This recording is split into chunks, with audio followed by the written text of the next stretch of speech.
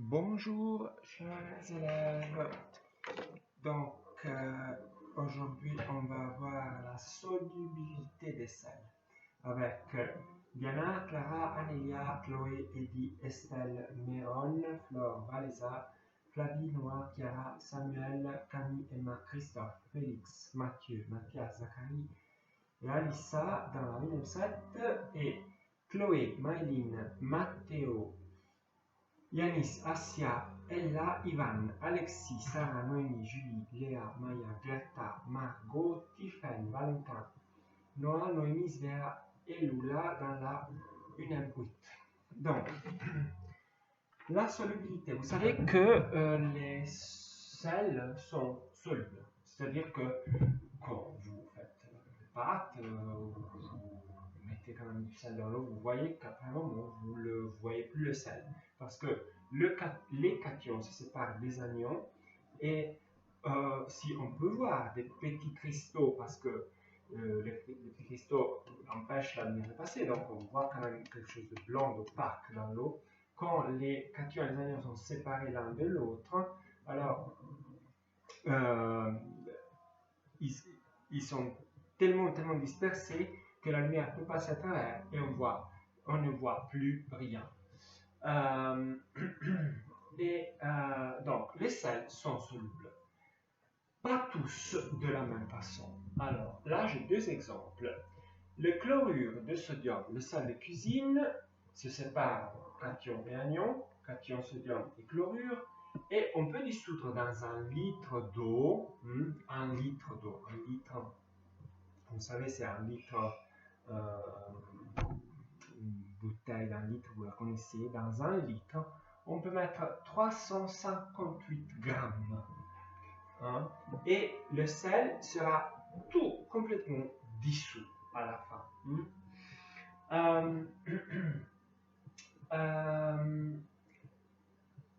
Le sel de cuisine est donc particulièrement bien soluble, hein, parce que 358 grammes, c'est beaucoup quand même. Si on prend par contre le chromate d'argent, on le met dans l'eau et il se sépare en 2 cations argent et un cation chromate, mais là on arrive à en dissoudre très peu, c'est-à-dire 0,021 g dans 1 litre, même pas 1 gramme. 1 gramme, on n'arrive presque pas à le sentir dans la main. Hein. Alors, comment faire pour mesurer ces quantités-là? Alors, bien simplement.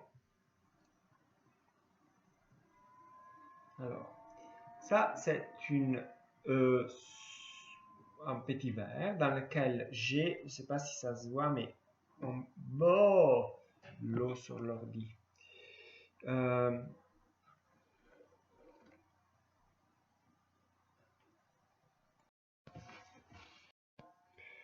Là, il y a le sel que j'ai mis dans ce petit verre d'eau. C'est du sel de cuisine. Donc, un tout petit peu, c'est dissous. Mais pas tout. Hein, parce qu'effectivement, je peux en dissoudre 358 grammes. Si j'en mets plus, qu'est-ce qui se passe? Le sel ne se dissout plus et il reste sur le fond du verre. Alors, pour mesurer combien de sel on peut dissoudre, simplement, on prend de l'eau, on y met beaucoup de sel, et puis on mesure combien de sel on est arrivé à dissoudre qui reste dans la solution. Hein. Donc on tire l'eau, on retire l'eau, on laisse le sel qui est en plus au fond, et on va mesurer avec des techniques très simples, on pourrait le faire dans le prochain laboratoire, combien de sel on est arrivé à mettre dans le verre. Simplement, on peut prendre 1 litre, on peut prendre cette eau-là, prendre 1 litre, hein, par exemple, et faire évaporer l'eau et peser la quantité de sel qui est restée. D'autres sels, par exemple, je vous parlais du chromate d'argent. On arrive à en dissoudre beaucoup moins. C'est-à-dire que si j'en mets même un tout petit peu, au point de cuillère, il tombe complètement dans dans le fond du verre, comme je vous ai dit, on arrive à en dissoudre 0,02 g dans un litre. Or, pour qu'il soit clair, ça c'est pas du... c'est le même aspect du chromate d'argent, mais c'est pas du chromate d'argent, parce que le chromate d'argent c'est un poison. Ça c'est de la paprika. Mais faites semblant que c'est du chromate d'argent. Donc, les sels se dissolvent dans l'eau et avec des quantités différentes. Et chacun est caractérisé par sa solubilité. La solubilité est la quantité maximale qu'on arrive à dissoudre de ce sel dans un litre d'eau. Vous avez cette définition à page 61 dans la brochure. C'est la concentration maximale du sel dans un litre d'eau. À vrai dire, la solubilité, avant j'ai parlé des quantités pour vous faire comprendre. Donc la masse qu'on arrive à dissoudre. Mais pour être plus précis, c'est vraiment la concentration maximale de sel dans l'eau. Donc si on prend cette eau-là, on va voir la concentration de sel qui est dans la solution. Et la solution, pour mesurer ça, doit être saturée, c'est-à-dire pleine de sel.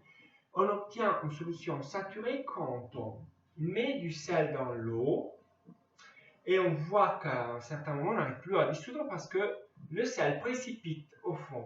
Donc on peut tourner cette solution et on n'arrive plus à dissoudre le sel. Le sel reste au fond de